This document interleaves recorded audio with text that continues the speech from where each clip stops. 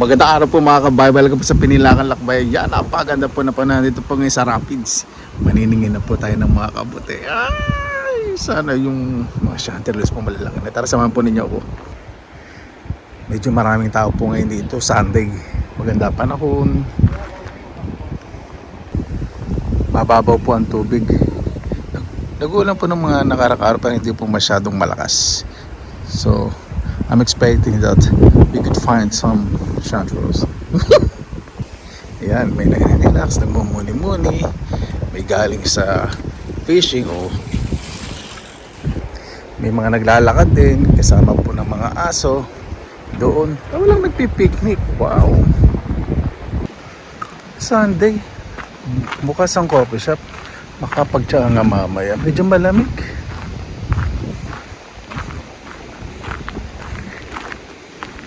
Mga plus 15-16 po ang temperature.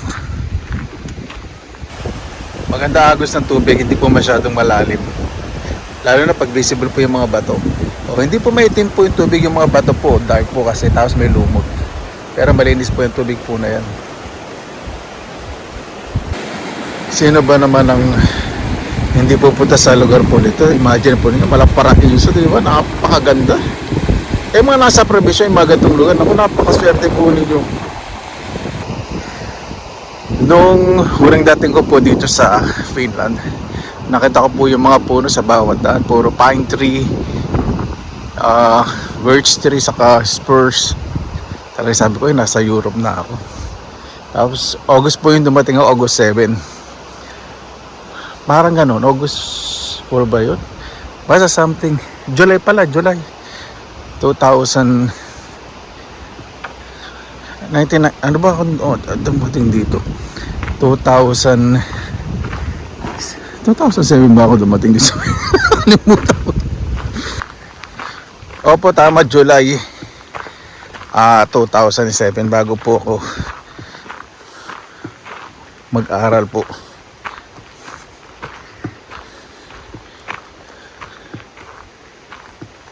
Tama. Nandito na po tayo sa gubat.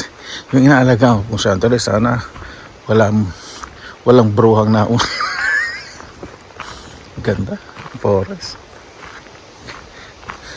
Walang kahapon, so nadiligan ng bagya ang kagubatan. Hindi pa po masyadong maraming kabuti. Paka first week po ng August yan. Saka wait po ninyo dahil travel po tayo, massure, may fishing, travel. Naku po, wala akong nakikitang sign dito sa paborito kong lugar. Mukhang meron nag-ano na. Ay naku, natuyo. Meron. Kaya lang,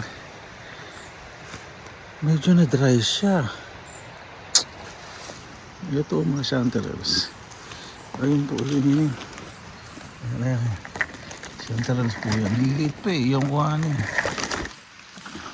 Yan ko na lang po muna. Ay naku, baka maapakan. Meron para dito nakakalat. Ayan. Yan ko po muna.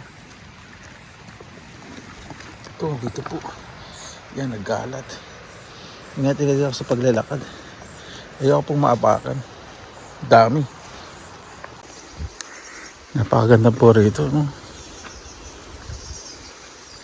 Mga huni ng ibon, hangin,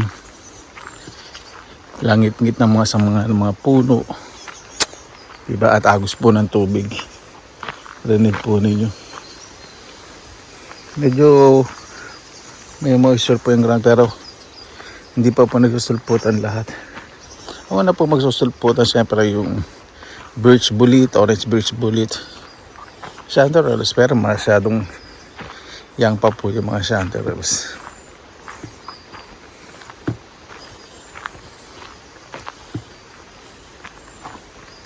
Ayaw ko pumunta doon sa gubad na yun, masyadong condense. Condense. Kinamang gatas. Masyadong dense. Pwede rin sabihin condense, diba? Thick. Masyadong dense. Yan, ayaw ko na pumunta doon. May ginawang parang anik-anik.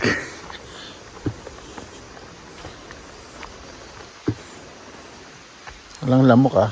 Medyo malamig kasi. May dala po akong bag. Ano po yan? Toiletries po naman po yun. First aid. Siyempre dyan sa forest, kung na-etchas ka, okay lang yung toilet paper, yung iwanan po ninyo. Huwag plastic. Fertilizer po yung sa forest. Ito po hindi po ako nag-joke. Kaya nangyari ba sa'yo na-etchas sa gubat? Tanong nyo ilang beses. Yung mga blueberries may nanguha na po. Di ba nagpunta po tayo dito, ang daming blueberries, may nanguha na. Talagang popular po ang lugar po natin. Relax po ano. Ay nako. Alam po ninyo, naghahanap po ka ng ganitong lugar. Hindi na po masyadong malayo sa Bulacan. Siguro sa bandang Pampanga, Nueva Ecija, mga ganon, Bataan. Yun. So po yung ganito. Meron pong batis. Tapos magtatanim-tanim po ako. Yan po ang gusto kong buhay, simple. Tapos nanamnamin ko po yung buhay po namin nung maliit po kami. Nung maliit po kasi ko, ang bahay po talaga na kaming kubo. Tapos may mga maraming puno ng kawayanan. Maraming, hindi, ang kawayan, hindi naman po puno. It is considered as shrub or grass. Pero pag sinabing tumaas na, diba? Tawag natin puno. Tapos marami puno po ng mangga, may puno ng santol, kasoy, talisay, santol, sampalok, avocado. Halos po naman ang buwang kayo nandoon. Tapos sa likod po ng bahay po namin, gubat po talaga. Talagang gubat po yung maraming bayawak. Nung araw hindi pa po pinagbabal pang huli ng bayawak kasi nuulam po namin yun. Huli po ang father ko eh. Tapos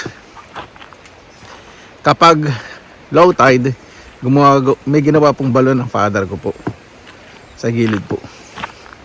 Pag mag-high tide, minalagyan niya po yun ng mga ng mga kawayan, saka yung mga sanga ng mga bongang kahoy, ng mga kahoy na ibutas po sa gitna. So pag nag-high tide, yung mga isda pupunta po sa balon, low tide, mamamahay po dun. So minsan ikalawang linggo, karpentero po kasi father ko, nanay ko po plain housewife. Pero marami po kami tanim mga gulay. Hindi po kami nakaranas ng gutom kasi may mga prutas din po sa paligid. Tapos yung pinsan po ng nanay ko nagbabantay po sa isang gubat na maraming prutas. Umulot po kami doon. Bawal daw pong mangharbat o manduga syempre. Ayan. So pag maglilimas na po ng balon po yung father ko, dala po yung timba. Saka yung buslo, nalagyan po ng na mga huli, minsan timba. Hamis po yun. Tapos pag may nakuhuli pong nahuling bulig o dalag sa kahito, mga liwal, ibebenta po sa mga kamag-anak po ng nanay, may kaya po, may mga maayos na kabuhayan. Bibili naman po. Yan po yung simpleng buhay. Sa likod po kasi ilog, tapos gubat. Kaya pag nakita po ang ganito, nostalgic feeling po talaga na sana makakita ako ng lugar. Yung sa pagtanda kahit hindi kami kompleto. Siyempre, may doon na rin po mga magulang ko. Yung sa pagtanda ko na yung peace of mind po ba? Sabi po, di ba, best years daw 70s, 80s, 90s. Para sa akin wala pong best years. Best experience po meron. 80s, batang 80s po ako. Pero hindi ko pa sasabihin na ang 80s the best. Pero experience po the best. Kasi lahat po pwede nyo sabihin na naranasan po ng bata na walang gadgets at masaya. Simpleng buhay, naranasan ko po yun. Lahat po ng laro, sabihin po ninyo, naranasan ko. Text, Holland, lahat po. Tanching ng mga laruan. Lahat, Lusong Baka. Lahat po ng laro. Sa ilalim po ng manggahan ako. Wala na po yung mga malalaking puno na century. Talagang 10 tao po pwedeng yumakap sa harap po ng bahay po namin. Kung yung may mga panong siguro na may pera ako, siyempre ako po talaga bibili nun. Kaya lang, ganyan po talaga. Lahat po talaga may oras. May mga binibigay sa atin ng Panginoon na mas may balak sa atin para mas mahalagaan po natin yung yung bawat oras po natin, yung buhay, yung blessing. Bakit tayo napunta sa ibang lugar, bakit doon sa hindi tayo nakabili ng property doon sa kinalakihan natin. May mga question po ang ganun, pero ang Panginoon po hindi tayo bibigyan ng sagot. Bibigyan po niya tayo ng iba't ibang paraan, blessings. Doon po natin malalaman ang sagot. Bakit? Sa pagpupursige po natin sa buhay, nako, ayan po isang hamon para matuto po tayo, hindi para makamit po yung gusto po natin. Kasi habang nagsusumikap po tayo, musad ang buhay po natin, mas natututo po tayo.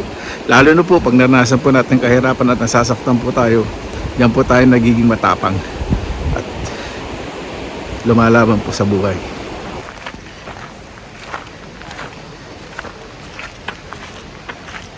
Naniniwala po ako na isang araw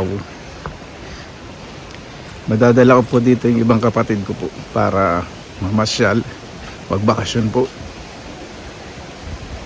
saka ibang pamangkin ko po, para ma-enjoy po nila kung ano po yung nararanasan ko. Dito po ang isang bridge, nag-emote.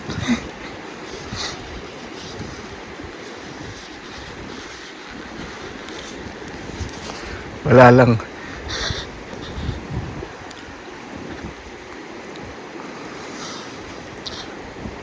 Minsan po talaga, sensya na po panguhan ng kabuti napunta sa kaperwisyo na drama.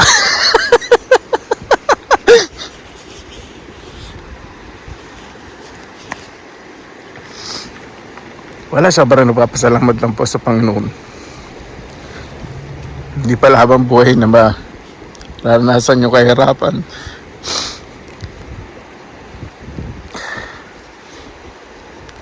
Wala lang po.